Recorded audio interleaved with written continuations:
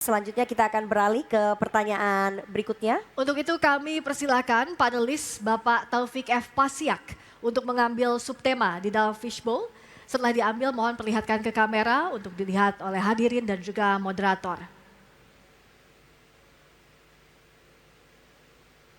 Sudah diambil subtemanya, kita akan lihat.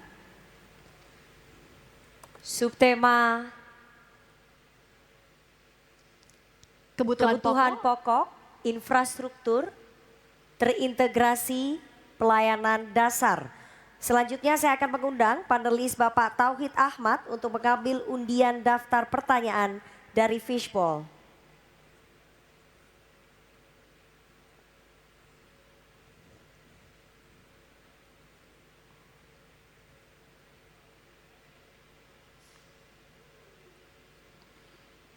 Kebutuhan pokok, infrastruktur terintegrasi dan pelayanan dasar huruf B.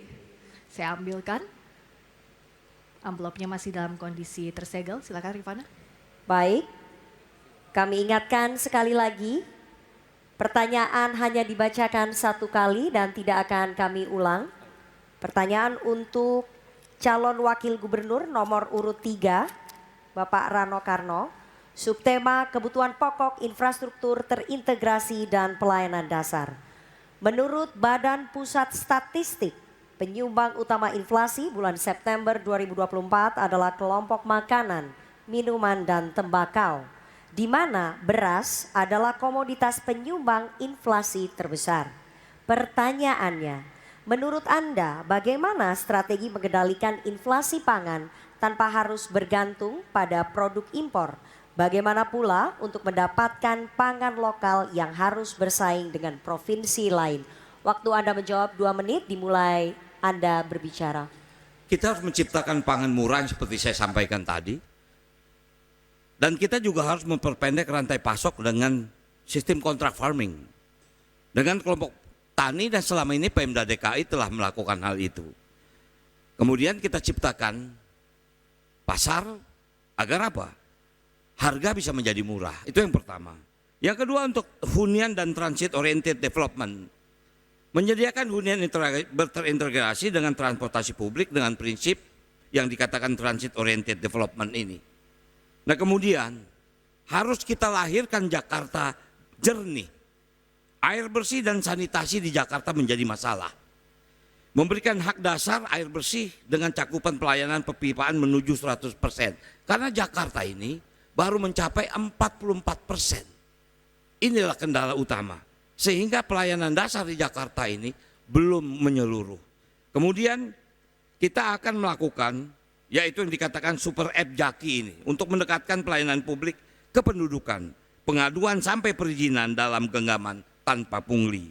Dan yang terakhir adalah Trans Jabodetabek. Kita akan melakukan pembuatan yaitu transportasi untuk jarak 500 meter rumah dijangkau transportasi publik, menambah rute dan jumlah bus. Headway atau waktu tunggu harus dilakukan 3 menit. Dan kemudian kita akan memberikan gratis kepada 15 golongan masyarakat yang bisa menggunakan seluruh transportasi publik yang ada di Jakarta. Seperti MRT, LRT, busway dan Jaklingko. Mudah-mudahan dengan ini salah satu permasalahan tentang inflasi terjadi di Jakarta bisa tertanggulangi. Mungkin itu, terima kasih. Waktunya masih ada, Bapak ingin ditambahkan cukup? Cukup. Terima kasih, sekarang kami persilahkan calon wakil gubernur nomor urut 1 menanggapi jawaban dari calon wakil gubernur nomor urut 3. Waktu Anda 1 menit dari sekarang. Baik, tadi dikatakan bahwa masalah kebutuhan bahan pokok adalah masalah utama di Jakarta ini. Karena memang 98% kebutuhan Jakarta dipasok dari luar Jakarta. Oleh karena itu kami akan bekerja sama, kontrak kerjasama dengan daerah-daerah penghasil.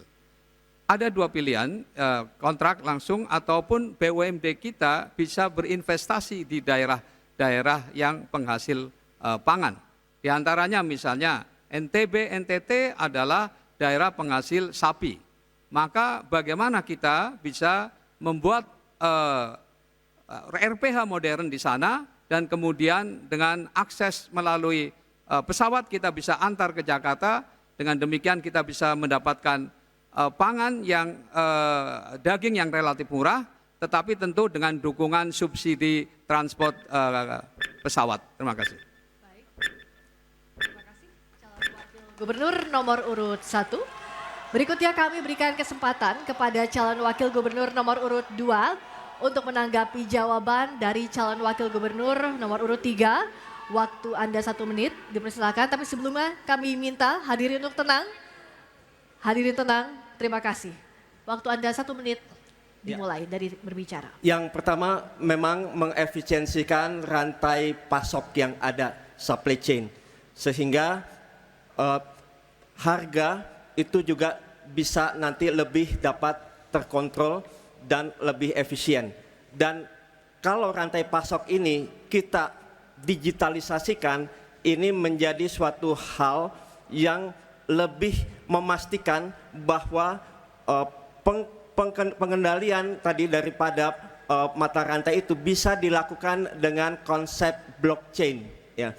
Kemudian yang kedua adalah bagaimana partisipasi masyarakat di dalam melakukan salah satu inovasi seperti urban farming, ya, sehingga nanti mereka bisa sepenuhnya mendukung program yang lebih mengefisiensikan daripada mata rantai tadi. Terima kasih. Baik, terima kasih. Sekarang kami persilakan calon wakil gubernur nomor urut 3 untuk merespon jawaban dari calon wakil gubernur nomor urut 1 dan 2. Waktu Anda 1 menit dari sekarang. Memang secara realita Jakarta tidak mungkin bisa membangun pertanian karena lahannya tidak bisa memenuhi itu. Karena itulah kenapa selama ini pemerintah DKI melakukan kontrak farming dengan beberapa daerah, dengan Jawa Barat termasuk dengan NTT, dan itu dilakukan. Selama ini berjalan dan ini dikerjakan secara profesional oleh badan usaha milik daerah yang disebut Pangan Jakarta. Dijalankan secara profesional dan kita lakukan operasi pasar. Hanya ini yang bisa Jakarta lakukan. Dia tidak bisa menanam dalam skala besar, dia tidak bisa mensuplai dalam kebutuhan yang besar. Satu-satunya cara yaitu bekerja sama dengan beberapa daerah untuk melakukan kontrak farming ini. Mungkin itu yang bisa saya jawab. Terima kasih. Masih ada waktu, dimanfaatkan atau cukup? Cukup, baik. Kita beralih ke pertanyaan berikutnya. Mohon tenang, terima kasih.